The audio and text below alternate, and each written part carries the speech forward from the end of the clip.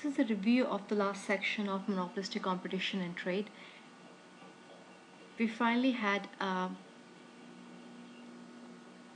two equations, two graphs that gave us the equilibrium level of number of firms, the equilibrium level of price, and the equilibrium level of average cost. These two equations were the average cost equation, which we refer to as the CC graph, and the price equation, which we refer to as the PP graph. So as a country opens up to trade, free trade, the market size increases. So opening up to free trade is represented by an increase in capital S, which is the total sales of the industry. So when you open up to free trade, you have access to the market you have access to the export market as well. So your overall market size increases. Now, let's look at what the effect is. Now, the only graph that shifts or changes is your CC graph. As you can see, we have S only figures in the CC graph. So as S increases, the slope of the CC graph goes down, and that's what we see in this graph as well. With the increase in market size, CC1 shifts down to CC2. The intercept on the y-axis remains the same, which is equal to the marginal cost. So what is the effect of increase in the market size? A move from CC1 to CC2, a move from point 1 to point 2. A result or the outcome of increase in the market or outcome of free trade is that your level of prices and average cost goes down, moves from P1 to P2, and the number of firms that operate in this larger market increases from N1 to N2.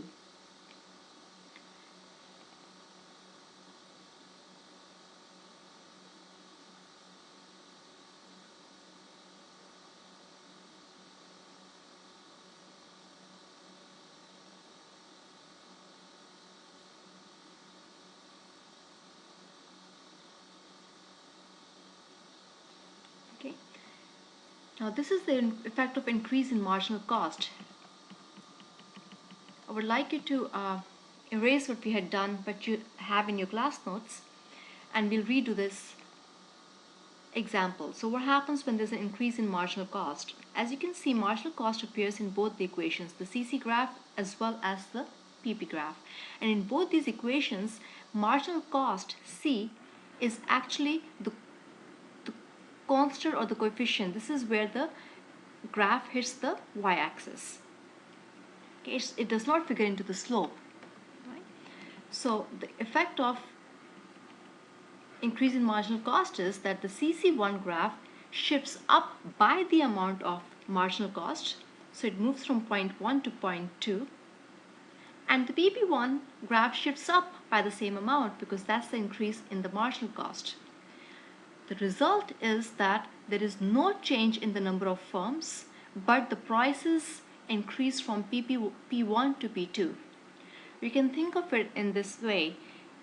Increase in the marginal cost, increase in the cost of producing the good, and hence an increase in the price of the good. Number of firms does not change. The number of firms really depends upon what is happening to the entry into the market. Is it easier for firms to enter the market or not? Now, firms' entrance into the market is actually determined by the fixed cost of producing the good and not the marginal cost. So the number of firms in this case do not change.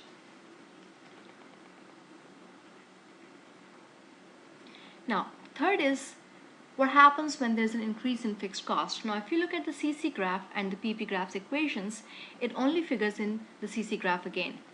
Now, the result is the same as what happens when there's an increase in the market size. Now, CC1 shifts down to CC2 because a decrease in fixed cost is actually like a decrease in the slope of the graph. And the result is that there is a decline in the prices from P1 to P2. Again, that makes sense since the fixed cost goes down, cost of producing the good goes down, the price that is charged for the good also goes down. What happens to number of firms is that the number of firms increases from N1 to N2. Now your fixed cost F represents how easy it is or how difficult it is to enter that market. It's cost of entering the market. The higher the fixed cost, that means a firm, if it wants to enter the industry, has to put down a lump sum amount to actually enter the market and start producing. Now if there's an increase in the fixed cost, you'll have less number of firms entering the market. But when there's a decline in the fixed cost, which is the case in this example, this decline in fixed cost of entering into the industry goes down, and hence more number of firms enter the market.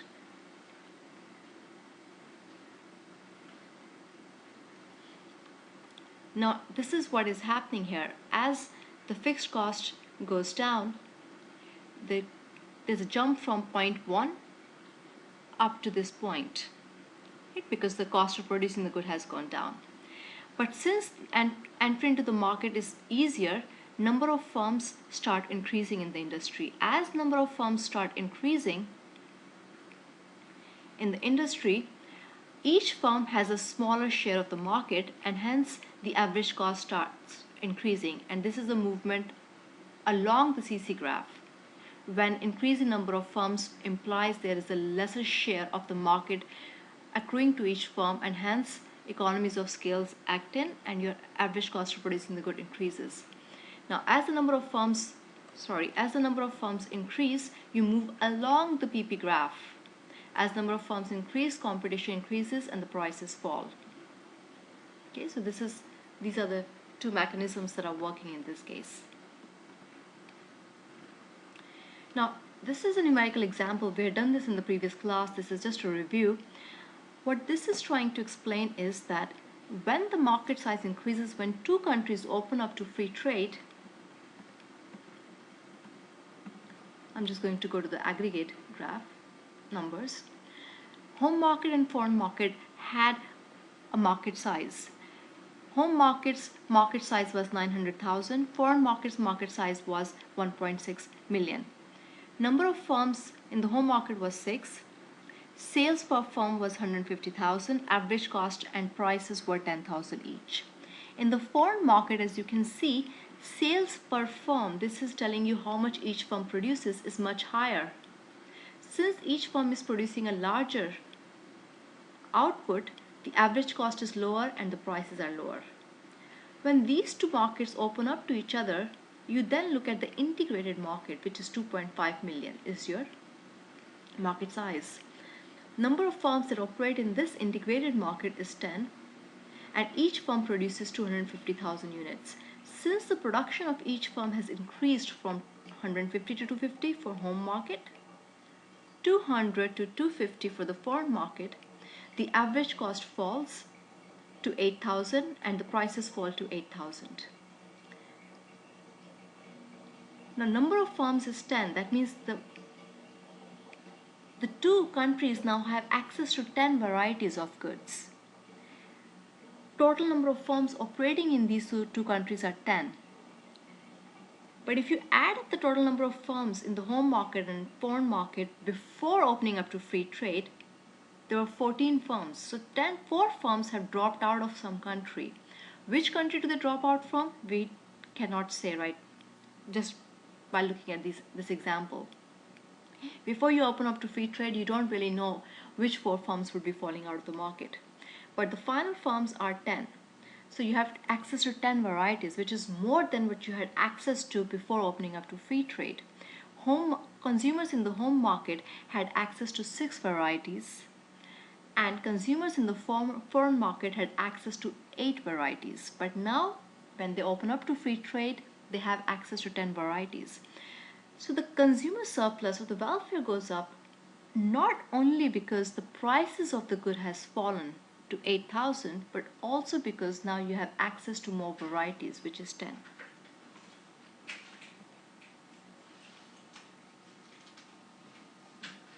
And here we just discussed that whenever you have trade that takes place as a result of economies of scale, trade happens more across industries. That means countries will export and import the same good. Canada will export autos, cars to the US and also import cars from the US but of different varieties. So whenever you have intra-industry trade, it's more of a result of trading as a result of economies of trade. Intra-industry trade is generally a result of differences in comparative advantage, differences in resources or differences in technology.